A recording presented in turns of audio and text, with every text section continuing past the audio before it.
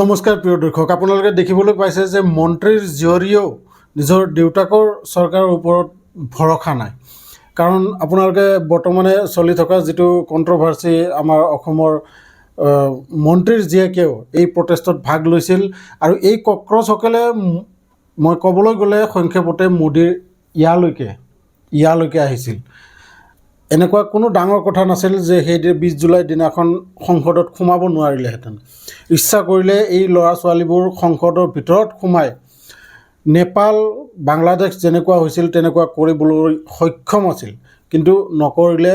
কাৰণ আমাৰ ল'ৰা ছোৱালীবোৰ শিক্ষিত, জ্ঞানী আৰু যি ধৰণে ইমান ৰাতিলৈকে ছোৱালীবোৰ তাত ঘূৰি ফুৰিছিল, বহুতেই কৈছে যে একো আমি আনছেফ ভাৱ হোৱা নাই। আমাৰ ইয়াত আহি আমি ছেফ অনুভৱ কৰোঁ। কোনো ছোৱালীৰ সৈতে এনেকুৱা ব্যৱহাৰ নাই কৰা।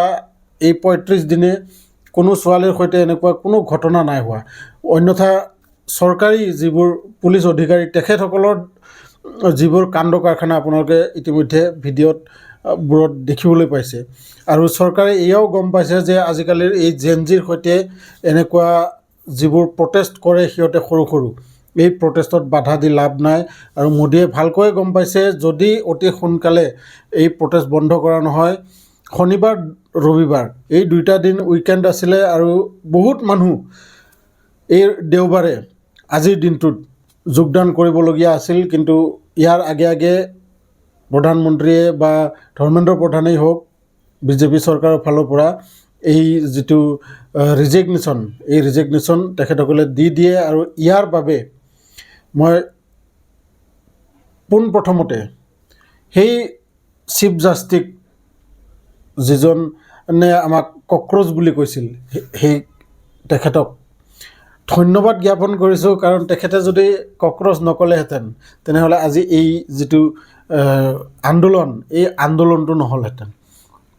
আৰু ইয়াৰ পৰা আমাৰ দেশৰ যি ল'ৰা ছোৱালীৰ যিটো ভাষাৰ যিটো বৰ্তমান ওলাই আহি পৰিছে, এখেতসকলে একো এনেকুৱা ভাষা নাই যেন নৰেন্দ্ৰ মোদীক নাই কোৱা। যিমান বেয়া পোষ্টাৰ আছে, যিমান বেয়া ভাষা আছে, এইবোৰ তেখেতসকলে নৰেন্দ্ৰ মোদী ডাঙৰীয়াই সেইদিনা দুটা ভিডিঅ' বনাইছিল, তাৰ কমেণ্টছতো পাব। লগতে মেলোডি, এই মেলোডিৰ বিষয়ে ইমানবোৰ যেন ৰিলছ বনাইছে, ইয়াক কৈ লাভ নাই। মেলোডি ইটালীৰ যি প্ৰধানমন্ত্ৰী, তেখেতে পষ্ট কৰে আৰু পষ্ট কৰাৰ তলত ইমান বেয়া কিছুমান যেন কমেণ্টছ কৰিছিল। আজি গোটেই বিশ্বজুৰি দেখিছে যে ভাৰতৰ যি লোকতন্ত্ৰ, ভাৰত যেন গণতন্ত্ৰৰ দেশ, ইয়াক ভালকৈ বুজি পাইছে। ভাৰত চৰকাৰে কি ধৰণে আমাৰ ডেম'ক্ৰেচিক কেনেকৈ তেখেতসকলে গলত চিপা মাৰিবলৈ তেখেতসকলে আৰম্ভ কৰিছে। আজি যিকোনো প্ৰটেষ্ট আৰম্ভ হোৱাৰ লগে লগে গদি মিডিয়াৰ পৰাই হওক, চৰকাৰৰ পৰাই হওক, খালিস্তানী, চাইনা এজেণ্ট, পাকিস্তানী, এইটো এটা স্বাভাৱিক হৈ গৈছে। তাৰ ফলতো ছ'চিয়েল মিডিয়াৰ জৰিয়তে এই প্ৰটেষ্টটো ইমান ডাঙৰ হৈ যায়। আৰু ইয়াৰ পৰা চৰকাৰে নিশ্চয় বুজি পাইছে যে সৰু যিবোৰ ল'ৰা ছোৱালী, এইবোৰক আণ্ডাৰ এষ্টিমেট কৰি আৰু ডাঙৰ বিপদত পৰিব পাৰে।